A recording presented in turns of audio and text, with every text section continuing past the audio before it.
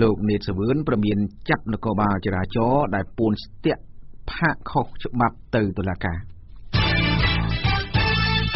សាកសីប្រាប់តុលាការថាលោកដិនវុធីមិនបានបើកឡានបុកមន្ត្រីប៉ូលីសដោយការចាប់ប្រកាន់រួមទាំងព័ត៌មានមួយចំនួនទៀតនឹងជម្រាបជូនលោកនាងស្ដាប់ជាបន្តបន្ទាប់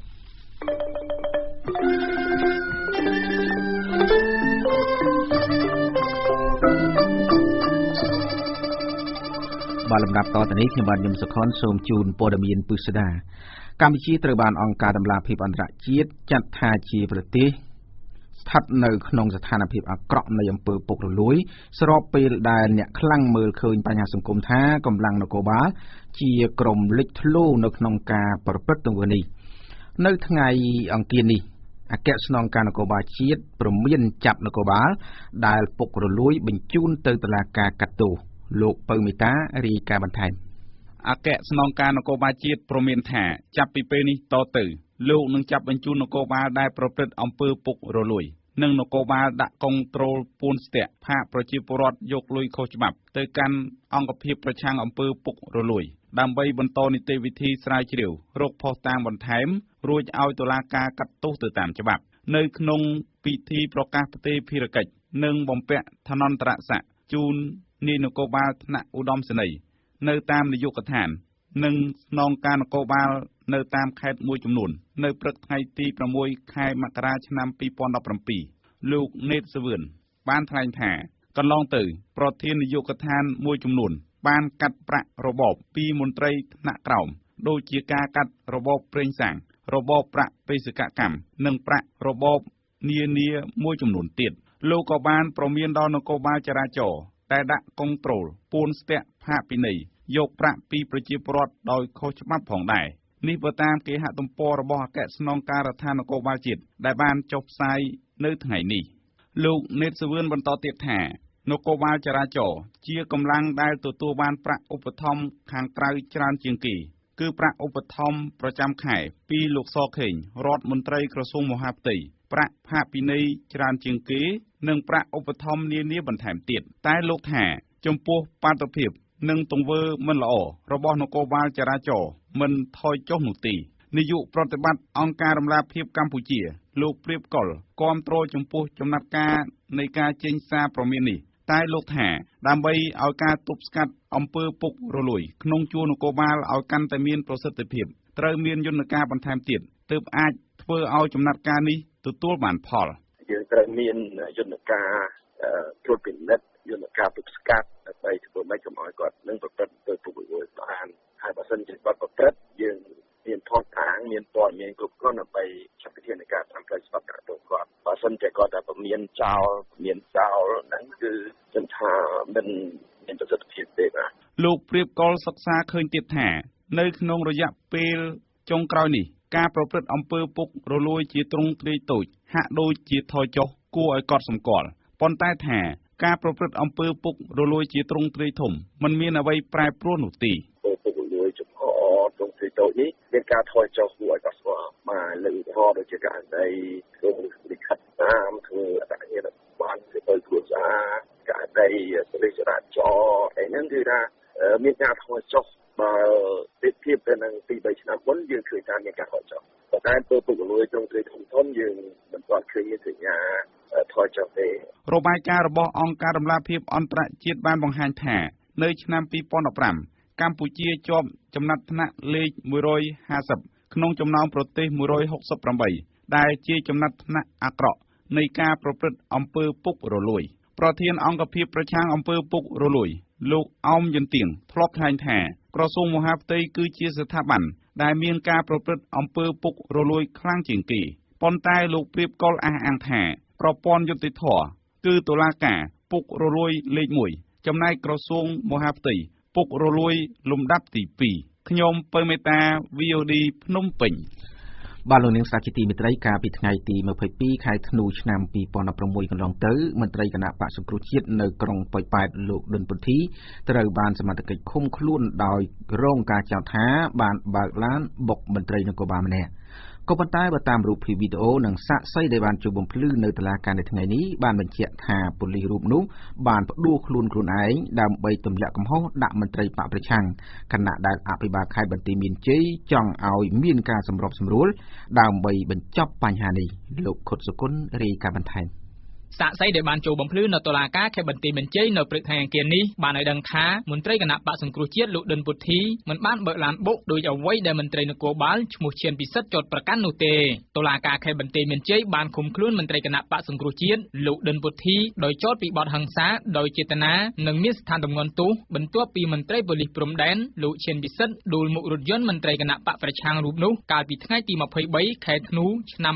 2016កន្លងមកសាកសីមួយរូបក្នុងចំណោម3នាក់គឺលោកអ៊ុនជីវ័នប្រាប់ VOD ក្រោយបំភ្លឺនៅតុលាការថាលោកបានប្រាប់ទៅតុលាការថាលោកដិនពុទ្ធីមិនបានបើករថយន្តបុកមន្ត្រីនគរបាលច្រកទ្វារអន្តរជាតិប៉ោយប៉ែតលោកឈិនពិសិនដោយការចូលប្រកាន់នោះទេលោកបញ្ជាក់ថាមន្ត្រីនគរបាលរូបនោះបានធ្វើជាដួលមុខឡានមន្ត្រីគណៈបកប្រឆាំងដើម្បីទម្លាក់កំហុសដាក់លោកដិនពុទ្ធីតែប៉ុណ្ណោះមន្ត្រីដែលគាត់នៅមុខឡាននេះគឺឡានមិនបានបុកគាត់ផងគឺគាត់នៅដោយខ្លួនឯងដែរបានឃើញខេត្តការនេះក៏មានប្រាប់គេតាម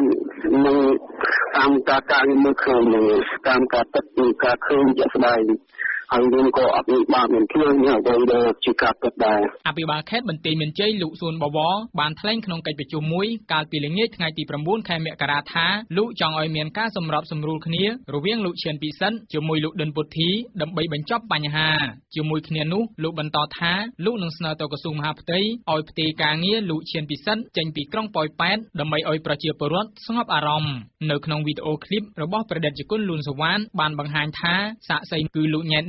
លោកហ៊ុនសេងអឿននិងលោកអ៊ុនជីវ័នឲ្យដឹងស្រដៀងគ្នាមុនចូលបំភ្លឺនៅតុលាការថាលោកឈិនពិសិដ្ឋបានដើរចូលមុខរថយន្តរួចផ្ដួលខ្លួនឯងខណៈដែលរថយន្តនៅមួយកន្លែងពួកគេបន្តថានៅពេលដួលរួចហើយមន្ត្រីនគរបាលរួមនោះនៅតែក្តាប់កូនសោជាប់នឹងដៃនិងមានទឹកមុខធម្មតាបន្ទាប់មកសមត្ថកិច្ចបានដឹកទៅកន្លែងផ្សេងពួកគេរំលឹកថាតុលាការខេត្តបន្ទាយមានជ័យនឹងផ្ដល់យុត្តិធម៌ដល់លោកដិនពុទ្ធី VOD មិនអាចតាក់ទងចៅក្រមស៊ើបសួរនៃតុលាការខេត្តបន្ទាយមានជ័យលោកមួយសុភ័ក្របាននៅឡើយទេតែទោះយ៉ាងណាសេចក្តីថ្លែងការណ៍របស់សាលាដំបងខេត្តបន្ទាយមានជ័យកាលពីកន្លងទៅអះអាងថាមន្ត្រីប៉ូលីសម្នាក់ដែលដួលនៅមុខឡានមន្ត្រីគណៈបក្សសង្គ្រោះជាតិពិតជាជនរងគ្រោះដោយសាររថយន្តបុកលោកដិនពុទ្ធីត្រូវបានតុលាការឃុំខ្លួនជិត1ខែហើយបើទោះបីជាមានការតវ៉ាពីសំណាក់ពលរដ្ឋរាប់រយនាក់និងក្រុមគ្រួសារសូមឲ្យដោះលែងរូបលោកក៏ដោយមន្ត្រីសម្របសម្រួលសមាគមការពារសិទ្ធិមនុស្សអាត6ខេត្តបន្ទាយមានជ័យលោកស៊ុំច័ន្ទគាដែលឃ្លាំមើលករណីនេះបានសាទរចំពោះតុលាការ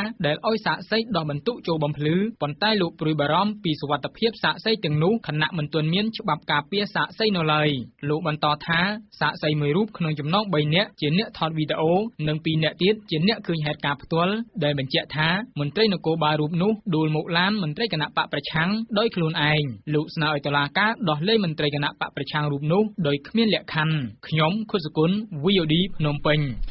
បាទលោកនាងស្ដាប់ជាទីមេត្រីព័ត៌មានដាច់ដោយឡែកមួយទៀតទាក់ទិននឹងកម្ពុជាឡើងបានបើកច្រកទ្វារអន្តរជាតិព្រំដែននៅនោះវិញឲ្យដឹងថា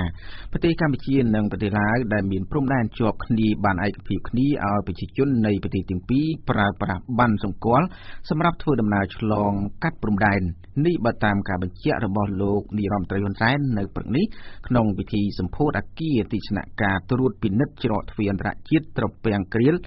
នងនុកខៀននៅព្រំដែនខេត្តស្ទឹងត្រែងនិងខេត្តចម្ប៉ាសាក់ប្រទេសឡាវលោកហ៊ុនសែនបានថ្លែងថាកម្ពុជានិងឡាវបានឯកភាពគ្នាអនុញ្ញាតឲ្យប្រជាពលរដ្ឋដែលរស់នៅតាមបណ្ដោយព្រំដែនប្រើប្រាស់ប័ណ្ណសម្រាប់ជាឯកសារផ្លូវការនៅក្នុងការចេញចូលឆ្លងកាត់ព្រំដែនចាប់ពីខែមករាឆ្នាំ2017នេះតទៅលោកបានបញ្ជាឲ្យអាជ្ញាធរពាក់ព័ន្ធធ្វើការអប់រំនិងផ្សព្វផ្សាយដល់ប្រជាជននៅតាមមូលដ្ឋានរៀងៗខ្លួនអំពីការប្រើប្រាស់ប័ណ្ណព្រំដែននេះកាសែតនៅក្នុងស្រុកធ្លាប់បានចុះផ្សាយថាក្នុងអំឡុងថ្ងៃទី1ខែមករាឆ្នាំ2011ដល់ថ្ងៃទី30ខែឧសភាឆ្នាំ2011មានប្រជាពលរដ្ឋខ្មែរចំនួន1នាក់ត្រូវបានទាហានព្រំដែនឡាវបាញ់សម្លាប់និង10នាក់ផ្សេងទៀតត្រូវបានចាប់ខ្លួនទាក់ទិនទៅនឹងការឆ្លងដែនចូលប្រទេសឡាវខុសច្បាប់ លោកអ្នកអាចស្ដាប់ព័ត៌មាន VOD រៀងរាល់ថ្ងៃច័ន្ទដល់ថ្ងៃអាទិត្យចាប់ពីម៉ោង 6 ដល់ម៉ោង 6:40 នាទីល្ងាចតាមរយៈវិទ្យុសារិកា FM 106.50 និង FM 106.70 ភ្នំពេញវិទ្យុសារិកា FM 91.25 ខេត្តសៀមរាបវិទ្យុសារិកា FM 101 ខេត្តបន្ទាយមានជ័យវិទ្យុសារិកា FM 91.25 ខេត្តបាត់ដំបងវិទ្យុគិរីបូកូ FM 98.25 ខេត្តកំពតវិទ្យុកំពង់ចាម FM 99.70 ខេត្តកំពង់ចាមនិងវិទ្យុសំឡេងស្ត្រីសហគមន៍ FM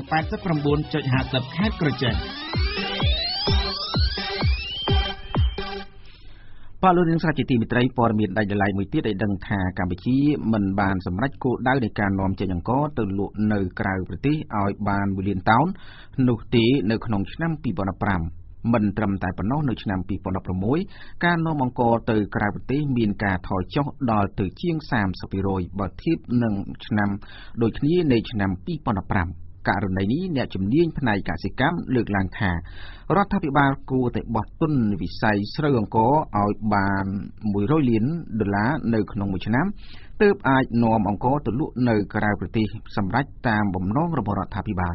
លោកណាតសុភីបរាយការណ៍បន្ថែមអ្នកជំនាញផ្នែកកសិកម្មជំរុញទៅរដ្ឋាភិបាលជាថ្មីទៀតឲ្យបោះទុនលើវិស័យស្រូវអង្ករឲ្យបាន$100 លាន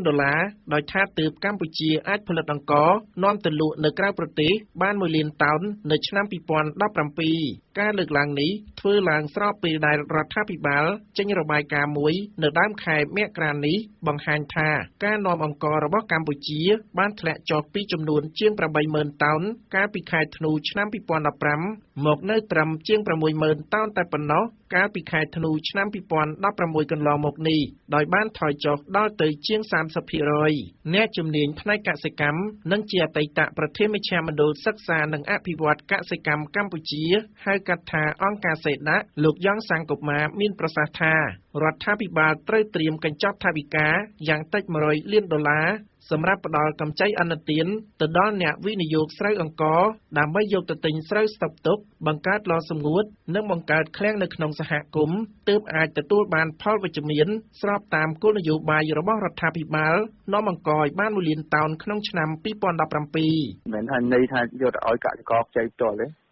ទីមួយយើងយកទៅសម្រាប់អ្នក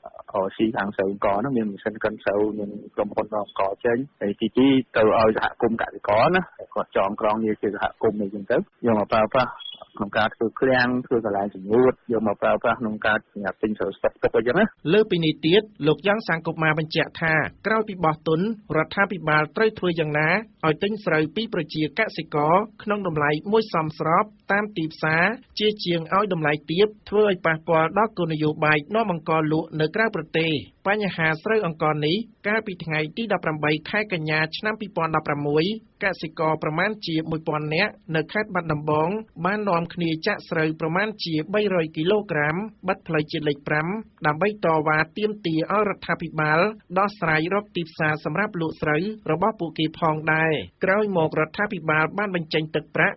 $27 លានដើម្បីដោះស្រាយបញ្ហានេះប៉ុន្តែទឹកប្រាក់នោះនៅតែមិនអាចដោះស្រាយបានលោកហ៊ុនសែនក៏បានប្រកាសថានឹងខ្ចីលុយប្រទេសចិន$300 លានបន្ថែមទៀតសម្រាប់ដោះស្រាយបញ្ហាតម្លៃស្រូវដែលកំពុងធ្លាក់ចុះឲ្យបានប្រសើរឡើងវិញយ៉ាងណាក៏ដោយលោកហ៊ុនសែនថាតម្លៃស្រូវធ្លាក់ថ្លៃដោយសារកត្តាបញ្ហាទីផ្សារអន្តរជាតិមានការធ្លាក់ចុះហើយណាមួយឆ្នាំ2016ការផលិតផលស្រូវមានការកើនឡើងខ្ពស់បើធៀបទៅនឹងតម្រូវការទីផ្សារបច្ចុប្បន្នអគ្គនាយកនៃអគ្គនាយកដ្ឋានកសិកម្មលោកហ៊ៀនវ៉ាន់ហនមានប្រសាសន៍ថានៅឆ្នាំ2017នេះក្រុមប្រឹក្សាសេដ្ឋកិច្ចជាតិបានពិនិត្យឯកសារគោលនយោបាយចាស់របស់រដ្ឋាភិបាលពាក់ព័ន្ធនឹងយុទ្ធសាស្ត្រនាំអង្ករលក់នៅក្រៅប្រទេសឲ្យបាន1លានតោនក្នុងមួយឆ្នាំនិងបន្ថែមខ្លឹមសារមួយចំនួនដើម្បីស្នើទៅរដ្ឋាភិបាលឲ្យអនុម័តនាពេលឆាប់ៗខាងមុខនេះប៉ុន្តែលោកមិនបានបញ្ជាក់ពីខ្លឹមសារក្នុងលិខិតនោះទេដោយថាមិនទាន់អានខ្លឹមសារលម្អិតនៅឡើយខ្ញុំគ្រាន់តែបានដឹងថាការពិនិត្យក្រោយនោះគឺបានចាប់សពគ្រប់ហើយអាចនឹងអនុម័តនៅពេលខាងមុខនេះហើយចំពោះខ្លឹមសារយ៉ាងណាខ្ញុំក៏អត់បានឃើញដែរព្រោះជាការសិក្សារួមអីចឹងដល់ការដែលបុកសរុបដើម្បីបញ្ចប់គោលនយោបាយនេះខ្ញុំអត់បានដឹងខ្លឹមសារនេះច្បាស់នៅឡើយទេ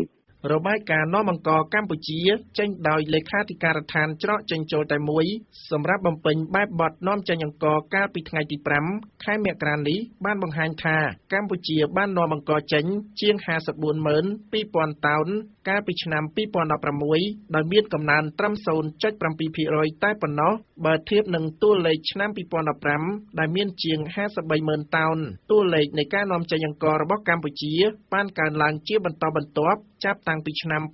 2012រហូតដល់ឆ្នាំ2015កន្លងមកនេះប៉ុន្តែប្រទេសនេះមិនអាចសម្រេចគោលដៅរបស់ខ្លួនដែលចង់នាំចេញអង្គឲ្យបាន 1 លានតោននៅត្រឹមឆ្នាំ2015និង2016កន្លងមកនោះឡើយខ្ញុំណាតសុភាព VOD ភ្នំពេញបាទលោកនាងស្ដាប់ជាទីមេត្រីតេតិននឹងយុទ្ធនាការស្វែងរកការដោះលែងមន្ត្រីសង្គមស៊ីវិលនិងសកម្មជនដីធ្លីដែលកំពុងតែជាប់ឃុំនៅវិញហើយដឹងថានៅថ្ងៃអង្គារនេះសកម្មជនដីធ្លីនៅក្នុងរាជធានីភ្នំពេញនាំគ្នាដាក់ញត្តិនៅក្រសួងមហាផ្ទៃនិងរដ្ឋសភាដើម្បីឲ្យស្ថាប័នទាំងពីរជួយអន្តរាគមន៍ដោះលែងមន្ត្រីសង្គមស៊ីវិលនិងតំណាងពួកគេគណៈមេដឹកនាំគណៈបកនយោបាយទាំងពីរគ្រោងនឹងជួបគ្នានៅខែមករានេះរាយការណ៍បន្ថែមដោយកញ្ញាខណ្ឌលក្ខណាអ្នកមានចំនួនដីធ្លីក្នុងរាជធានីភ្នំពេញនៅព្រឹកថ្ងៃអង្គារនេះស្វែងរកកិច្ចអន្តរាគមន៍ពីក្រសួងមហាផ្ទៃនិងរដ្ឋសភាដោយជំរុញឲ្យដោះលែងមន្ត្រីការពារសិទ្ធិមនុស្សមន្ត្រីកោជបនិងតំណាងពួកគេគណៈមេដឹកនាំបកនយោបាយទាំងពីរដែលមានអាសនៈនៅក្នុងសភាគ្រោងនឹងជួបគ្នានៅខែមករានេះសហគមន៍ដីធ្លីទាំងនោះមកពីបឹងកក់បូរីកីឡាផ្លូវដែកនិងជ្រោយចង្វាតំណាងសហគមន៍បឹងកក់អ្នកស្រីបើសុភាប្រាប់អ្នកសារព័ត៌មានបន្ទាប់ពីដាក់ញត្តិនៅក្រសួងមហាផ្ទៃថាអ្នកដែលកំពុងជាប់ឃុំទាំង6នាក់នោះមិនបានប្រព្រឹត្តបទល្មើសដោយតុលាការចោទប្រកាន់ឡើយអ្នកស្រីជឿថាអ្នកទាំងនោះអាចនឹងត្រូវដោះលែងក្រោយពីមានជំនួបលោកសខេងនិងលោកកឹមសុខាដែលគ្រោងនឹងធ្វើនៅក្នុងខែមករានេះក្តីសង្ឃឹមយ៉ាងមុខមាត់របស់ពួកខ្ញុំថាលោកអបនាយករដ្ឋមន្ត្រីសខេងគាត់នឹងផ្ដល់យុត្តិធម៌សម្រាប់អ្នកត្រីទេវនីហើយនឹងសង្គមស៊ីវិលឲ្យគាត់មានសេរីភាពនៅពេលឆាប់ៗនេះដោយសារថាលោកអបនាយករដ្ឋមន្ត្រីសខេងគាត់បាននិយាយជាសាធារណៈថាគាត់នឹងផ្ដល់យុត្តិធម៌សម្រាប់មន្ត្រីកោជប1រូបហើយនឹងមន្ត្រីអាត់ហុក4រូបនឹងធ្វើការដោះលែងនៅក្នុងចុងឆ្នាំ2016ចឹងក្តីសង្ឃឹមរបស់ពួកយើងគឺនៅតែមានបន្តរហូតដល់តែថា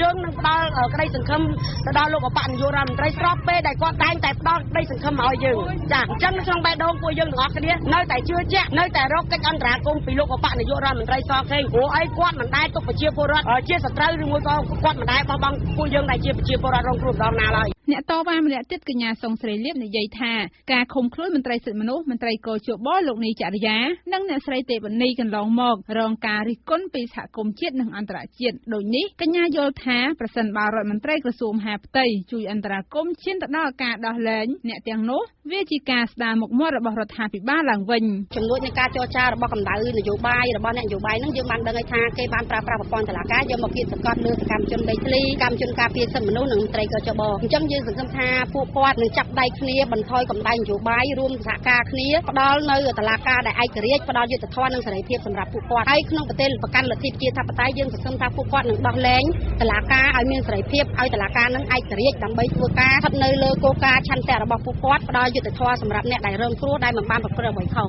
បន្ទាប់ពីដាក់ញត្តិនៅក្រសួងមហាផ្ទៃពួកគេក៏នាំគ្នាយកញត្តិនោះទៅដាក់នៅរដ្ឋសភាដើម្បីឲ្យលោកហេងសំរិនជួយអន្តរាគមន៍ឲ្យដោះលែងអ្នកជាប់ឃុំទាំង6នាក់នោះឲ្យមានសេរីភាពឡើងវិញកាលពីថ្ងៃទី5ខែមករាមានលិខិតឆ្លើយឆ្លងរវាងលោកសខេងនិងលោកកឹមសុខាដោយថាជំនួបពិភាក្សារវាងថ្នាក់ដឹកនាំទាំងពីរអាចនឹងធ្វើឡើងក្រោយថ្ងៃទី11ខែមករាឆ្នាំ2017នេះអ្នកគ្រប់គ្រងបច្ចេកទេសឃ្លាំមើលការរំលោភសិទ្ធិមនុស្សអង្គការលីកាដូលោកអំសំអាតមានប្រសាសន៍ថាអ្នកដែលជាប់ឃុំទាំង6រូបនោះគួរតែដោះលែងយូរហើយព្រោះរឿងនេះជារឿងនយោបាយថានេះជាវប្បធម៌ល្បែងនយោបាយទៅវិញមិនមែនគិតអំពីផ្លូវច្បាប់មិនមែនគិតអំពីប្រព័ន្ធយុត្តិធម៌ដល់អញ្ចឹងទៅអ្នកដែលជាប់ពន្ធនាគាររឿងហ្នឹងគាត់អត់គិតថាតើ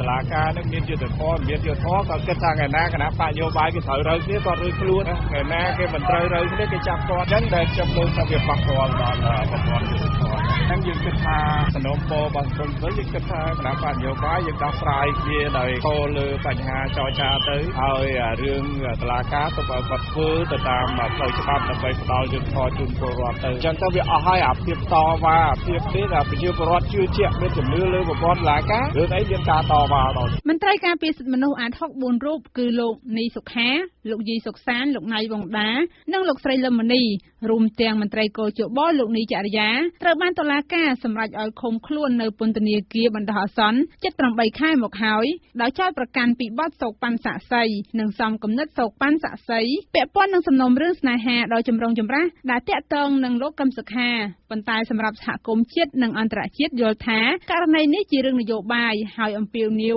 ឲ្យរដ្ឋាភិបាលដោះលែងអ្នកទាំងនោះដោយគ្មានលក្ខខណ្ឌខ្ញុំខណ្ឌលក្ខណា VOD ភ្នំពេញបាទលោកនាងស្ដាប់ជាទីមេត្រីសកម្មជនបកប្រឆាំងនៅខេត្តបន្ទាយមានជ័យអះអាងថាអាជ្ញាធរពាក់ព័ន្ធមួយចំនួននៅក្នុងខេត្តនេះបានអនុវត្តខុសនីតិវិធីអំឡុងធ្វើបញ្ជីបោះឆ្នោតថ្មីដោយថាការបិទបញ្ជីឈ្មោះបោះឆ្នោតដំបូងពួកគេរកឃើញថាពលរដ្ឋមួយចំនួនមានឈ្មោះនៅក្នុងបញ្ជីបោះឆ្នោតតែគ្មានរូបថតសម្រាប់បញ្ជាក់អត្តសញ្ញាណគណៈកម្មាធិការរៀបចំការបោះឆ្នោតធ្លាប់បានប្រកាសថាលក្ខខណ្ឌអាចចុះឈ្មោះបោះឆ្នោតបានគឺត្រូវមានអត្តសញ្ញាណប័ណ្ណសញ្ជាតិខ្មែរនិងត្រូវទៅបង្ហាញមុខចំពោះមុខមន្ត្រីចុះឈ្មោះបោះឆ្នោតនៅឃុំសង្កាត់ដែលខ្លួនរស់នៅក៏ប៉ុន្តែសកម្មជនគណៈបក្សសង្គ្រោះជាតិនៅឃុំអូស្រឡៅស្រុកម៉ាឡៃខេត្តបន្ទាយមានជ័យលោកកងរិទ្ធអះអាងថាការបិទបញ្ជីឈ្មោះដំបូងនៅក្នុងឃុំនេះលោកថាក្រុមការងាររបស់លោកបានរកឃើញថាមានពលរដ្ឋ3នាក់នៅភូមិផ្សេងគ្នាមានឈ្មោះក្នុងបញ្ជីតែគ្មានរូបថតលោកថាករណីនេះជាការអនុវត្តផ្ទុយទៅនឹងនីតិវិធីរបស់កោជបមានភូមិបង្រៀងម្នាក់ភូមិថ្មី2នាក់អញ្ចឹងខ្ញុំមើលទៅដូចជាភាពមិនប្រក្រតីធម្មតាយើងបើទៅចុះឈ្មោះក៏តែមានរូបទៅបានចុះបានហើយនេះអត់មានមនុស្សទៅជាថតអាគោលដាក់អញ្ចឹងដូចមិនប្រក្រតីអញ្ចឹងបាទខ្ញុំសូមពាក្យបណ្ដឹងរបស់គាត់ហ្នឹងហើយខ្ញុំទៅសុំវិញក៏គុំគេមិនស្រួលដេញដោលអីដែរគេគណៈឲ្យយើងមក VOD មិនទាន់អាចតាក់ទងមេឃុំស្រឡៅលោកខុតហ៊ឿនដើម្បីបញ្ជាក់ពីមូលហេតុនេះបាននៅឡើយទេនៅថ្ងៃអង្គារនេះក៏ប៉ុន្តែបើតាមមន្ត្រីបកប្រឆាំងអះអាងថាពួកគេកំពុងតែឲ្យក្រុមការងាររបស់ខ្លួនចុះជួបពលរដ្ឋដែលបានចុះឈ្មោះរួចហើយតែមិនបានថតរូបទាំងនោះដោយថាដើម្បីស្វែងរកព័ត៌មានពិតពីករណីនេះអ្នកនាំពាក្យកោជបលោកហងពុធាលើកឡើងថាកោជបលើកទឹកចិត្តឲ្យអ្នកដែលបានរកឃើញភាពមិនប្រក្រតីនេះដាក់ពាក្យបណ្ដឹងមកកោជប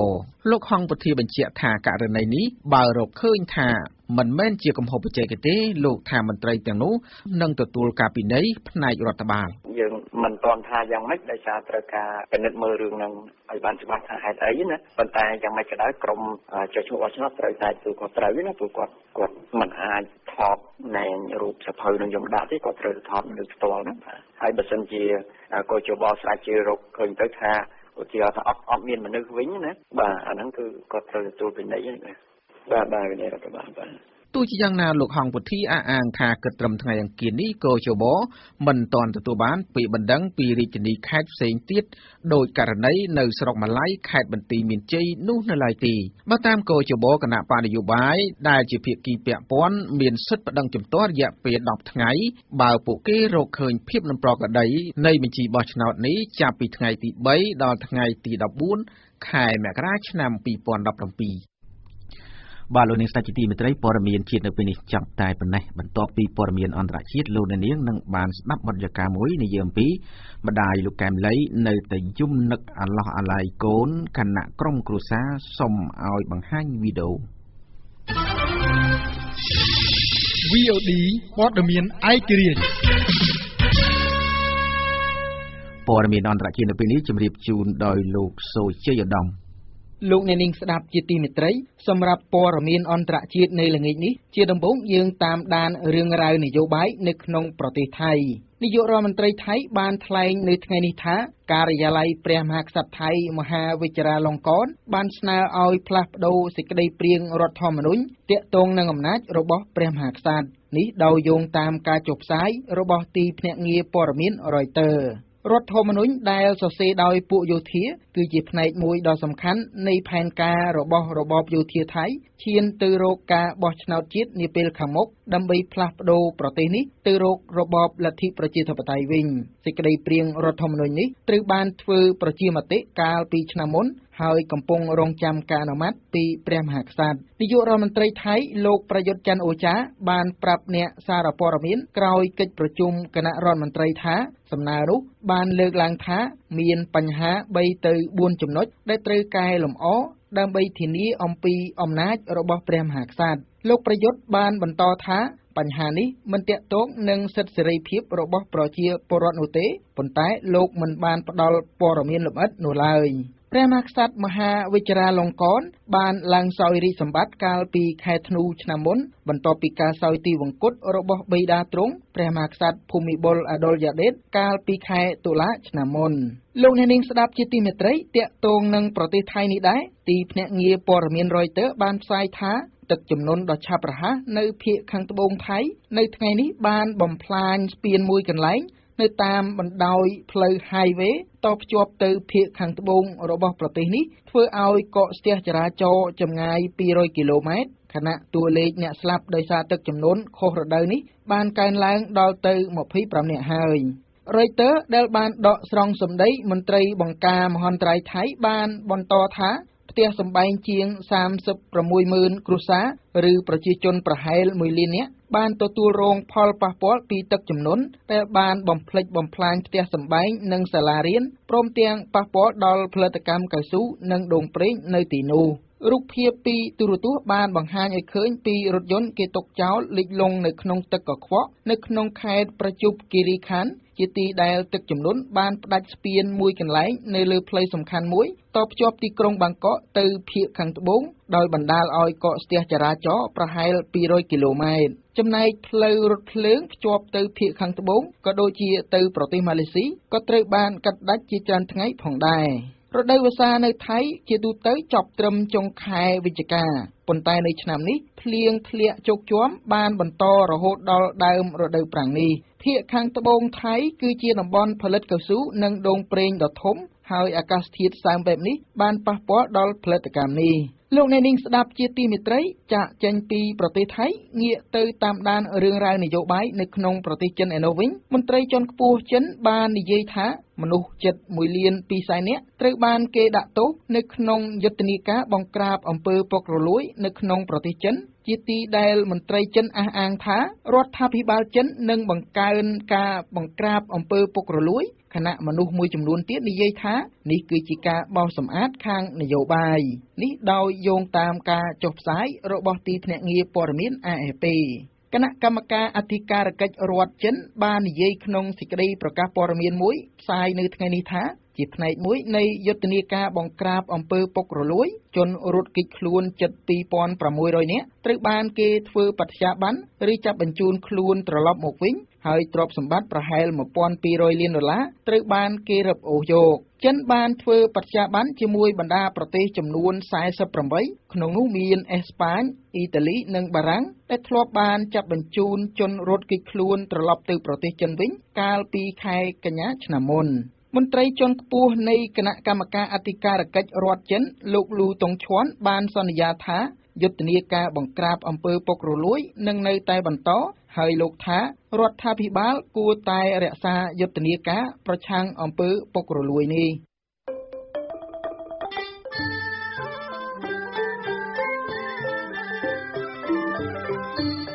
បទយកការ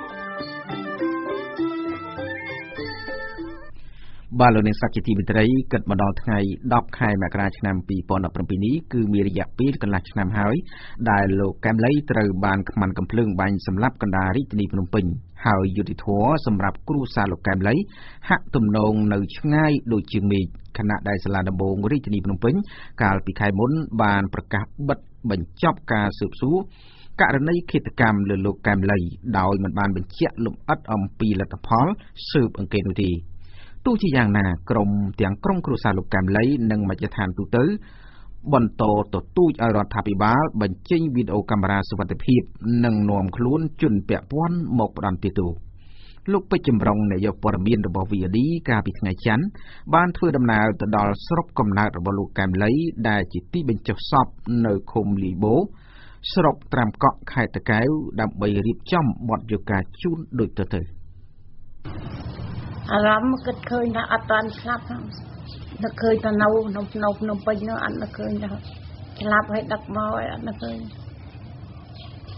មកនៅនេះផ្ទះវានៅហ្នឹងហើយផ្ទះនៅហ្នឹងហើយយើងនៅដេកនៅអីហ្នឹងនៅមើលហ្នឹងទៅមកនៅឆ្ងាយនោះក៏បានទៅមើលដែរប៉ុន្តែនេះមកនៅផ្ទះចឹងហើយចេះតែបោកចេះធ្វើទៅ អង្គុយនៅលើគ្រែឈើខាងមុខភ្នែកកូនប្រុសដោយមើលទៅហាក់ខ្សត់ខ្សោយកម្លាំងជាខ្លាំងព្រោះវ័យកាន់តែជរាម្ដាយលោកកែមលីអ្នកស្រីភោគសេអាយុ79ឆ្នាំបានប្រាប់អ្នករាយការណ៍ព័ត៌មានយើងជាមួយនឹងទឹកមុខពោពេញដោយក្តីសោកសង្រេងថាអ្នកស្រីនៅតែនឹកស្រណោះដល់កូនប្រុសជានិច្ចពីព្រោះរៀងរាល់ថ្ងៃអ្នកស្រីតែងតែបោសសម្អាតភ្នោនិងជូតរូបសំណាកលោកកែមលីមិនដែលអាក់ខានឡើយចំណាំច្រើនក៏តបោញ៉ាំតិចក៏តបធ្វើមកតបោនេះបោនោះជូតនេះចឹងហើយយើងនៅផ្ទះខ្សែតបោទៅយើងមិនធ្វើអត់មានអ្នកណាធ្វើថ្ងៃតិចហ្នឹងជោគស្មៅជោគអីឃើញឡើងជោគស្មៅក្បែរបងចឹងអាណាដុសឡើងអីជោគទៅចឹងងន់នឹកកូនទៅចឹងនឹកឃើញថាកូនស្លាប់ទៅហើយនៅតែអារម្មណ៍នឹកឃើញចឹងឃើញនៅមិនតាន់ស្លាប់អ្នកស្រីបានរៀបរាប់ឲ្យយើងដឹងដោយលីឡំទឹកភ្នែករលីងរលោងថាក្នុងចិត្តរបស់អ្នកស្រីស្ទើរមិនជឿសោះថាកូនប្រុសរបស់គាត់បានស្លាប់ទៅហើយដោយថាគាត់នឹងចំណាយពេលវេលានៃជីវិតចុងក្រោយដើម្បីបោសសម្អាតនិងមើលថែភ្នូរកូនប្រុសរបស់គាត់អ្នកស្រីបន្តថាលោកកែមលីជាមនុស្សស្លូតបូតសុភាពរាបសារនិងមិនចេះបង្កជម្លោះជាមួយអ្នកណាទេរាញមិនផងស្លូតមិនចេះរករឿងអ្នកណានឹកឃើញគ្រប់សពទាំងអស់នឹកឃើញថាដឹងគេសម្លាប់ហើយបណ្ឌចិត្តនោះនឹកឃើញថាកូនអញបានស្លាប់កូនអញមិនតាន់ស្លាប់ឯនៅភ្នំពេញនោះទៅឃើញកូនហើយនៅប្រថាដូចមិនតាន់ស្លាប់ឃើញប្រពេលក៏ពលាចឹងទៅដេកយប់ក៏1 ម៉ោង 2 ម៉ោងចឹងភ្ញាក់ឡើងមើលទៅហូបថតអូនកន្លែងហ្នឹងវាដេកនៅចាំចឹងអ្នកស្រីនិយាយថាចាប់តាំងពីមានការដង្ហែសពលោកកែមលីមកបញ្ចុះនៅស្រុកកំណើតក្នុងខេត្តតាកែវមានប្រជាពលរដ្ឋជាច្រើនដែលអាណិតស្រឡាញ់ចំពោះរូបលោកទាំងក្នុងស្រុកនិងក្រៅប្រទេសបានឈៀងចូលមកគោរពវិញ្ញាណក្ខន្ធលោកកែមលីមកហូហែចឹងតិចក៏មានច្រើនក៏មានគេមកដើម្បីចង់ដឹងមើលចឹងទៅគេអាណិតកសូចឹងទៅគេចេះតែមកមើលចឹងទៅអ្នកមកហ្នឹងនិយាយតែប៉ុណ្ណឹងមកយប់តែចឹងអោក៏យំស្រីក៏យំពី3 4 5 6 ខែហើយនៅតែគេមកគេនឹកដែលគេនឹកដូចខ្ញុំហ្នឹងដែរកំពុងប្តីខ្លួនសម្រាកនៅលើកៅអីឈើមួយបន្ទាប់ពីបរិភោគអាហារថ្ងៃត្រង់ឪពុកមាលោកកែមលីគឺលោកកែមភិរុនបានផ្ដល់បទសម្ភាសន៍ថាដោយសារនឹករលឹកដល់ក្មួយប្រុសខ្លាំងពេកលោកបានឈៀតពេលពីការងារដោយខំធ្វើដំណើរពីទីក្រុងភ្នំពេញដើម្បីមកគោរពវិញ្ញាណក្ខន្ធលោកកែមលីនៅខេត្តតាកែវនេះលោកបន្ថែមថាគ្រប់ពេលដែលលោកបានមកអុជធូបនៅមុខភ្នូរលោកកែមលីគឺធ្វើឲ្យលោកអាចរំសាយទុក្ខកង្វល់បានខ្លះបាទយើងមានសេចក្តីនឹករលឹកជួនកាលមួយខែមក2 ដង 3 ដងតាមកលៈទេសៈរបស់យើងដែលមិនអោយផលមានមួយមិនអាចបំភ្លេចបានទេប្រហែលជាយើងអាចបំភ្លេចបានអស់មួយជីវិតបើថាដូចបច្ចុប្បន្នកាលសន្ទុះចិត្តនៃសេចក្តីស្រឡាញ់វាមានវាធំធេងលោកកែមភិរុនបានរំលឹកថានៅថ្ងៃដែលលោកកែមលីត្រូវបានគេបាញ់សម្លាប់នោះលោកនិងក្រុមគ្រួសារបានព្យាយាមដើរចូលទៅកន្លែងកើតហេតុដើម្បីសុំឲ្យម្ចាស់ស្តាម៉ាតបង្ហាញវីដេអូឃាតកម្មប៉ុន្តែលោកថាមានស្រីម្នាក់សម្បសរៀងស្ដើងដោយសង្ស័យជាម្ចាស់ស្តាម៉ាតបានប្រើពាក្យសម្ដីគំរោះគំរើយដាក់លោកទៅវិញប៉ុន្តែកាលនោះក្នុងគំនិតខ្ញុំស្មានថានាងនឹងជាអ្នកដឹកនាំនៅក្នុងម៉ាតប៉ុន្តែតួនាទីនាងនឹងជាស្អីទេដែលគេស្ដីឲ្យខ្ញុំហ្នឹងគេថាមិនស្អីតួនាទីអ្នកឯងជាស្អីមកសុំកាមេរ៉ាគេណាហើយបើយកទៅធ្វើអីព្រោះកាមេរ៉ាហ្នឹងគេទុកធ្វើការរបស់គេបើសិនគេឲ្យយើងទៅបានអីធ្វើការ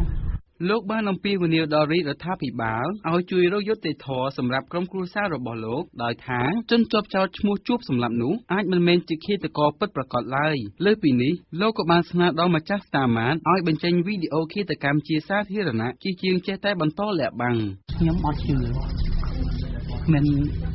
ឃាតករណាមកធ្វើសេះលេះទេលេធ្វើរកហាត់មេហាត់ប្រាខ្ញុំជឿបាទខ្ញុំចង់បានដែរចង់បានណាមិនចង់បានដែរទេចង់បានអារូបភាពជាក់ស្ដែងចេញពីកាមេរ៉ាហ្នឹងព្រោះធម្មតានៅសាម៉ាតមួយធំណាសាម៉ាតមិនតូចទេមិនដែលកាមេរ៉ាអត់មានមេម៉ូរី សិនណាជាមានឯករឿងក៏ស្ថិតក្នុងការសង្ស័យរបស់ខ្ញុំសង្ឃឹមថារដ្ឋាភិបាលនឹងបញ្ចេញកាមេរ៉ាសុវត្ថិភាពឲ្យពួកខ្ញុំមើលពាក់ព័ន្ធជាមួយករណីកិច្ចកម្មមួយប្រទេសមួយទាំងមូលយ៉ាងណាក៏ត្រូវតែមានយុត្តិធម៌គិតមកដល់ថ្ងៃទី10ខែមករាឆ្នាំ2017នេះគឺមានរយៈពេលកន្លះឆ្នាំហើយដែលលោកកែមលីត្រូវបានខ្មាំងកំភ្លើងបាញ់សម្លាប់កណ្ដាលរាជធានីភ្នំពេញហើយយុត្តិធម៌សម្រាប់លោកនិងក្រុមគ្រួសារហាក់ទំនងនៅឆ្ងាយដូចជើងមេឃខណៈទាំងសាច់ញាតិនិងមជ្ឈដ្ឋានទូទៅបន្តទទូចឲ្យរាជរដ្ឋាភិបាលបញ្ចេញវីដេអូកាមេរ៉ាសុវត្ថិភាពនិងធ្វើការកាត់ទោសជនពាក់ព័ន្ធទាំងឡាយទោះជាយ៉ាងណាសាលាដំបងរាជធានីភ្នំពេញកាលពីថ្ងៃទី23ធ្នូឆ្នាំ2016បានផ្ញើលិខិតមួយជូនអ្នកស្រីប៊ូរចនាភរិយាលោកកែមលីដោយប្រាប់ពីដំណឹងនៃការសម្រេចបិទបញ្ចប់ការស៊ើបសួរករណីលើលោកកែមលីប៉ុន្តែលិខិតដដែលនេះមិនបានបញ្ជាក់លម្អិតអំពីលទ្ធផលនៃការស៊ើបអង្កេតនោះទេថ្មីបើមានការលើកឡើងផ្សេងគ្នាជុំវិញការបិទបញ្ចប់ការស៊ើបសួររបស់តុលាការករណីឃាតកម្មលើលោកកែមលីនេះសម្រាប់អ្នកវិភាគបញ្ហាសង្គមលោកមាសនេះនៅតែយល់ថាការបិទបញ្ចប់នីតិវិធីស៊ើបសួរនេះអាចជាល្បិចបោកបញ្ឆោតដើម្បីសៀបសង្កមតិប្រជាពលរដ្ឋថាតើពួកគេភ្លេចរឿងនេះហើយឬនៅចំពោះម្ដាយលោកកែមលីអ្នកស្រីផូកសេនិងសាច់ញាតិដទៃទៀតបានសម្ដែងក្តីអស់សង្ឃឹមដោយពួកគេមិនជឿថាអាជ្ញាធរនឹងជួយរកយុត្តិធម៌សម្រាប់កូនប្រុសរបស់គាត់ឡើយខណៈពេលវេលានៃឃាតកម្មបានអូសបន្លាយជាងកន្លះឆ្នាំទៅហើយវាហួសចិត្តតែដឹងធ្វើអីចង់រកប៉ុន្តែមិនដឹងធ្វើម៉េចបានរកឃើញលោកគេមិនរកតាំងពីនោះមកដល់នេះពាក់កណ្ដាលឆ្នាំហើយជិតមួយឆ្នាំហើយពាក់កណ្ដាលឆ្នាំហើយស្អែកទៀតដាស់តឿនមិនដាស់តឿនថាសូមមកជួយរកឲ្យឃើញយុទ្ធធម៌ឲ្យផងប៉ុណ្ណឹងអ្នកនឹងខ្ញុំមិនដឹងធ្វើអីកើតទេសូមឲ្យរដ្ឋាភិបាលនឹងជួយរកឲ្យឃើញទៅមួយសម្រាប់នៅកណ្ដាលទីក្រុងណាមិនមែននៅក្នុងព្រៃក្នុងអីណារីកាពីឃុំលីបូស្រុកត្រាំកក់ខេត្តតាកែវខ្ញុំពេជ្រចម្រុង VOD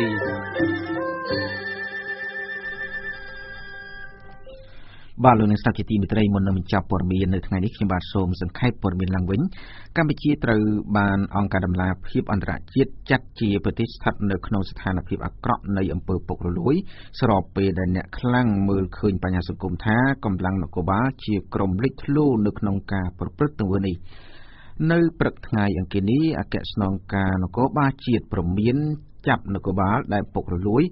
បញ្ជូនទៅតុលាការដោយនៅស្ដាប់ជាទីមេត្រីកាលពីថ្ងៃទី23ខែធ្នូឆ្នាំ2016កន្លងទៅមន្ត្រីគណៈបកសង្គ្រោះជាតិនៅប៉ោយប៉ែតលោកដិនវុធីត្រូវបានសមត្ថកិច្ចឃុំខ្លួនដោយរងការចោទថាបានបើកឡានបុកមន្ត្រីនគរបាលម្នាក់ក៏ប៉ុន្តែរូបភាពវីដេអូនិងសាក្សីដែលបានជួបបំភ្លឺនៅតុលាការកាលពីលើកមុនបានបញ្ជាក់ថាប៉ូលីសរូបនោះបានផ្ដួលខ្លួនឯងដើម្បីទម្លាក់កំហុសដាក់មន្ត្រីបកប្រឆាំងគណៈដែលអភិបាលខេត្តបន្ទាយមានជ័យចង់ឲ្យមានការសម្របសម្រួលដើម្បីបញ្ចប់បញ្ហានេះព័ត៌មានមួយទៀតឲ្យដឹងថាកម្ពុជាមិនបានសម្រេចគោលដៅនៃការនាំអង្ករចេញទៅលក់នៅក្រៅប្រទេសឲ្យបាន1លានតោននោះទេនៅក្នុងឆ្នាំ2015មិនត្រឹមតែប៉ុណ្ណោះនៅឆ្នាំ2016ការនាំអង្ករទៅក្រៅប្រទេសមានការថយចុះដល់ទៅជាង 30% បើធៀបនឹងរយៈពេលដូចគ្នានៃឆ្នាំ2015ករណីនេះអ្នកជំនាញផ្នែកកសិកម្មលើកឡើងថារដ្ឋាភិបាលគួរតែបោះទុនលើវិស័យស្រូវអង្ករឲ្យបាន$100 លាននៅក្នុងមួយឆ្នាំទើបអាចនាំអង្ករទៅលក់នៅក្រៅប្រទេស